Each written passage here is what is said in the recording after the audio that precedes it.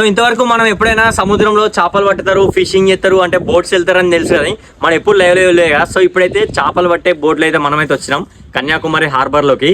So fish అసలు ఎట్లుంటుంది, ship ఎట్లుంటుంది అని మీకైతే నేను చూపిస్తానండి. సో చూసుకోవచ్చు ఇవన్నీ షిప్స్ అన్నమాట. కాకపోతే ఇది ఒక షిప్.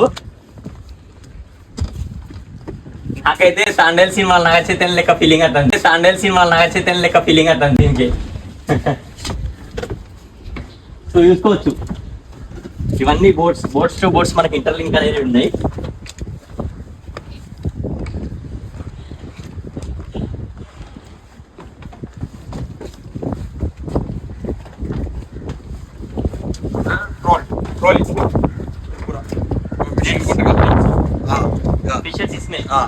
సో చూడండి పెద్ద వల, మన ఇంటి దగ్గర చిన్న చిన్న చేపలు పట్టే వల చూస్తాం కదా, ఇట్లా చూడండి పెద్ద వల.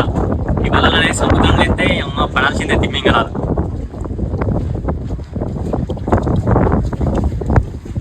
సో చూసుకోండి బోట్స్ అన్ని చూస్తున్నాయి కదా, అసలు వేరే లెవెల్ ఉంది ఇక్కడ చూడడానికి. ఇలా ఒక బోట్ నుండి ఇంకో బోట్ కి సముద్రం లోపల వెళ్తుంటే ఫిషర్ మీద లెక్క ఫీల్ అవుతాను దాదా.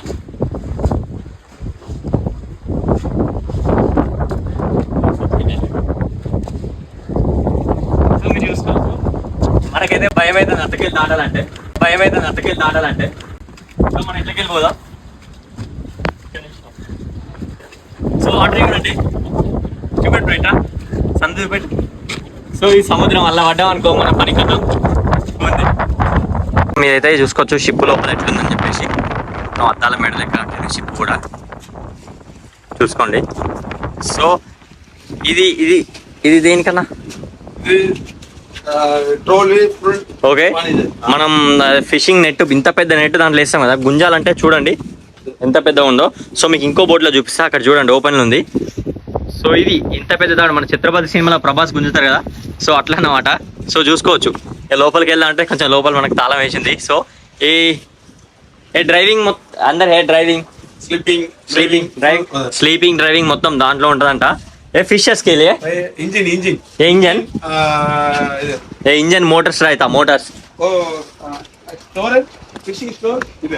इधर फिशिंग स्टोर. సో అందరు మనకి క్లోజ్ చేసి ఉంది కాబట్టి సో ఇదైతే ఫిషింగ్ స్టోరేజ్ అనమాట. సో మీరైతే ఫుల్ షిప్ చూసుకోవచ్చు.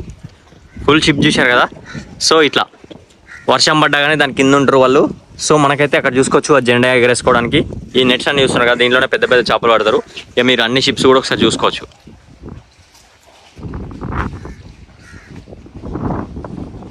సో ఇదైతే షిప్ ఎంట్రింగ్ అనమాట. ఇక్కడ వీళ్ళు ఇక్కడ అన్ని ప్రిపేర్ చేసుకొని ఎన్ని రోజులు పోతారు మీరు అంటే వన్ డే పొద్దున పోయి సాయంత్రం వరకు ఫిషెస్ అన్ని తీసుకొస్తారా.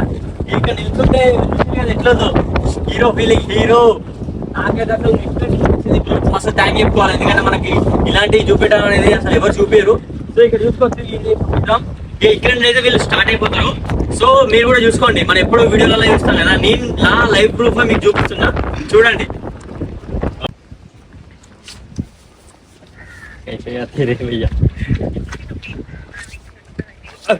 సో చూశారు కదా, ఇలాంటి సాహసాలు మనం చేయొద్దు. ఛాన్స్ ఉంటే మమ్మల్ని కూడా లోపల తీసుకెళ్ళటం బ్రో యాక్చువల్ లీవ్లు ఉన్నాడంట, లేదంటే నేను సముద్రం పోవాలని ఎప్పుడు నేను అనుకున్నా కానీ. So better luck next time ఖచ్చితంగా ఒక రోజు వచ్చి సముద్రంలోకి వెళ్తా.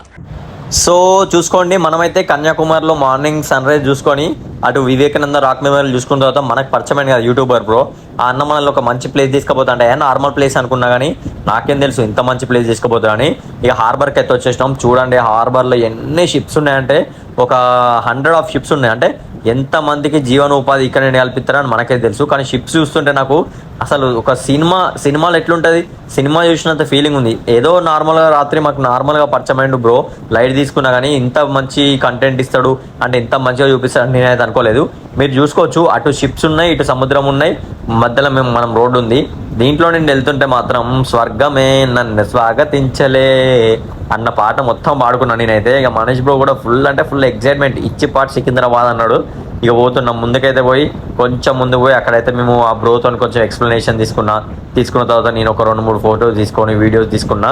ఇక అయిపోయిన తర్వాత మనమైతే మళ్ళీ ఇంకొక ప్లేస్ చూపిస్తాడు. సో అక్కడ కూడా వెళ్తా, అక్కడ కూడా చూస్తా. సో మీరు కూడా అంతా ఫిషింగ్ హార్బర్ చూసుకోవచ్చు. భయ్యా